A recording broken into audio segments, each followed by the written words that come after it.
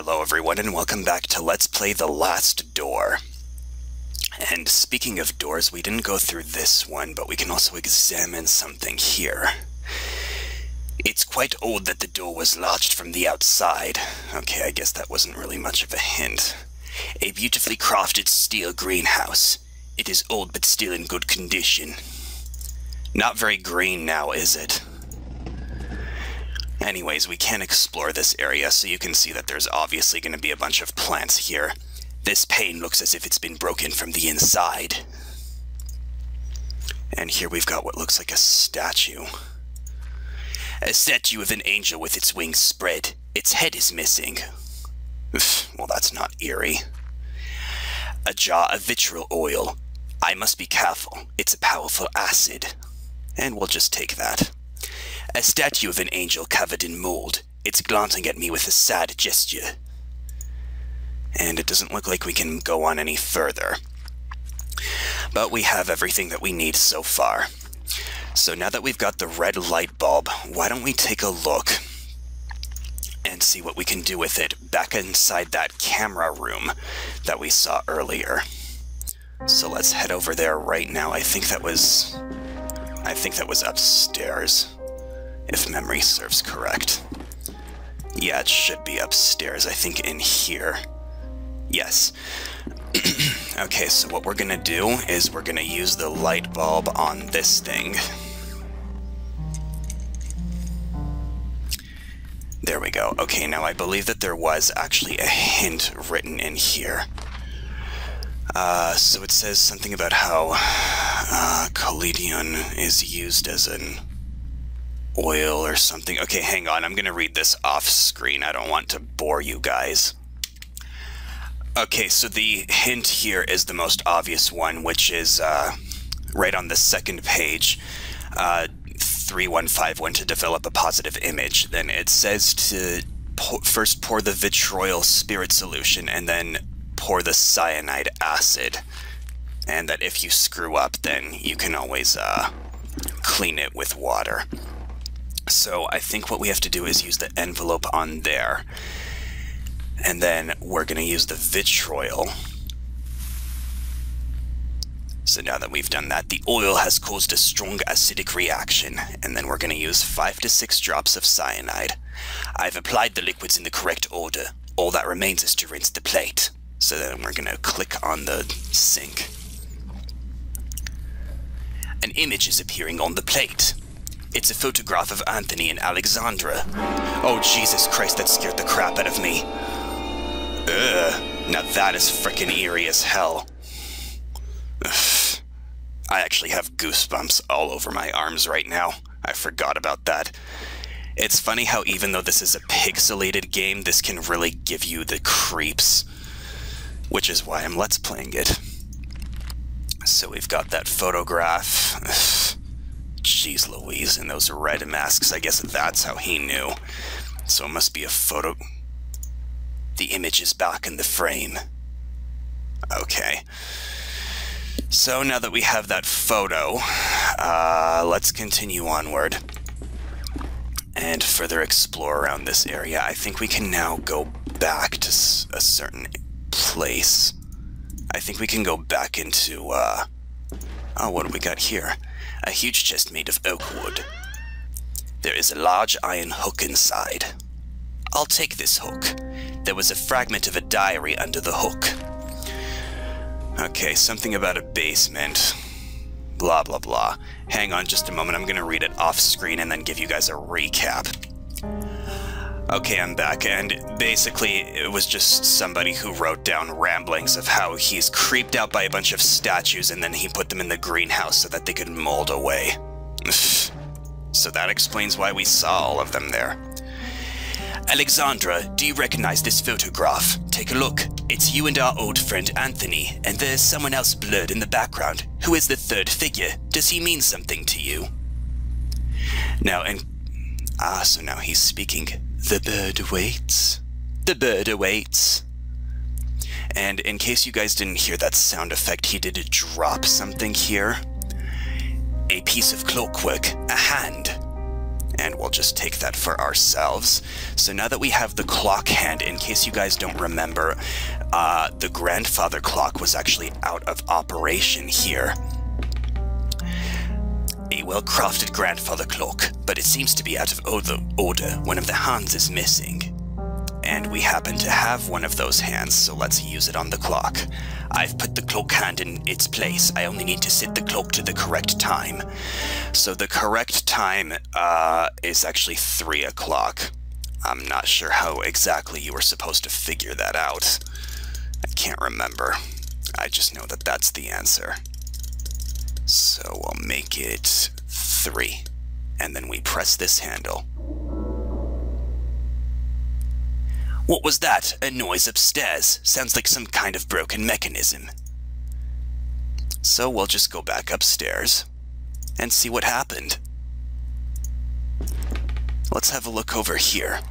This cuckoo clock is covered in dust, but it seems to be missing an important piece, the bird. And now, in case you haven't noticed, the time has now been adjusted because of the synchronicity so that it's at 6:15. So then... actually, hang on. We should look at this. The face of the clock has been turned. Okay, that's all that we needed to see, so let's try talking to Alexander again. He is breathing heavily. He seems to be lacking air. Ah, jeez Louise. So, since there's not much that we can do, let's get out of here. And we're actually going to go back down into the first floor into this area, and I think there might have actually been a door that I missed. Probably right here-ish. Okay, no, maybe not. It's probably in here. Yes, I forgot about this door. Sorry, everyone. So this actually is what leads to outside. So we've got the door right here, and this is just like the setting to every other area that we've been to so far, where you have the shortcut to the back. So let's have a look here. It may have taken all day, but I finally made it to Alexander's house, and just in time. Soon it will be pitch black. Well, it pretty much already is. I mean, not much of a difference there. Anyways, if we look here, an ancient stone well, a rope hangs out inside, disappearing into the darkness below. We'll just take that rope for ourselves. The rope has broken. I'll keep this end. So then we can use the rope with the hook, and now we've got like a grappling hook sort of thing going on. And it looks like we're having a flashback here. It looks like someone was buried here. I can't dig with my bare hands.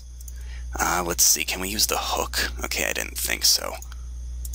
Yes, I know that you don't want to dig with your hands, Jesus Christ.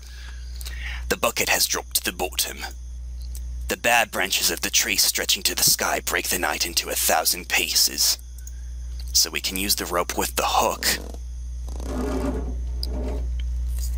And now we've retrieved our bucket. Within the mud and dirt inside the bucket there was a small bird of brass. We'll just take that for ourselves. And there's one more thing here. The cellar door is locked. I need a key to open it. So there's not much that we can do about that. But now that we have the bird, now you all remember the cuckoo clock, so let's go back upstairs and do something about it.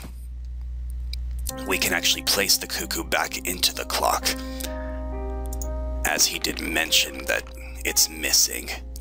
A little brass bird, when shaken it makes a noise as if there was something inside. Now that's a hint. The bird fits perfectly. So if we have a look, the face of the clock has been turned.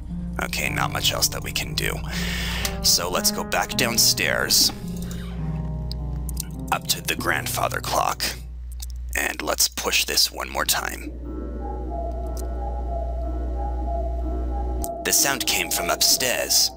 So notice how this time we actually heard the cuckoo singing away. And what do you know? It fell. The bird has burst out at the stroke. Now its beak is open. There was a key inside the bird, and that's how we get the key to the cellar. Okay, so now that we have the bird key, Let's go over to the cellar and open it. That kind of startled me too. But then again, what doesn't in this game? A dusty carpet of ancient origin. Mold and dust cover the portrait, making the subject indistinguishable. The piece of fine furniture has several drawers. I don't think there's anything particularly significant in here. There are remains of a Roman mosaic behind this wall. I can't distinguish anything clearly. And here we have more of those statues that the person mentioned in their diary page. An ancient statue in poor conditions. Old ruins, it seems that they were part of Roman settlement.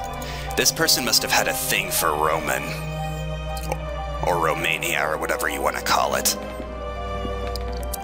A book written in a language unknown to me. There is a scrawled annotation written in English on one of the margins. This and no other is the function of the serum we manufactured at the boarding school when we were young. It is something that we didn't understand at that time. To accompany the mind to the proscenium of the big theater and there help us to look behind the curtain that separates the world of men from the land of truth.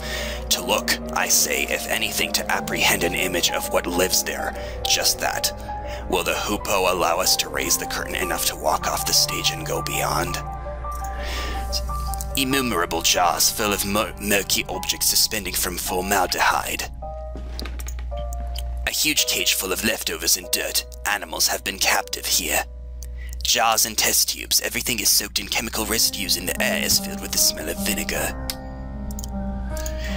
So it seems like these people were trying to find some sort of truth that was hidden from them.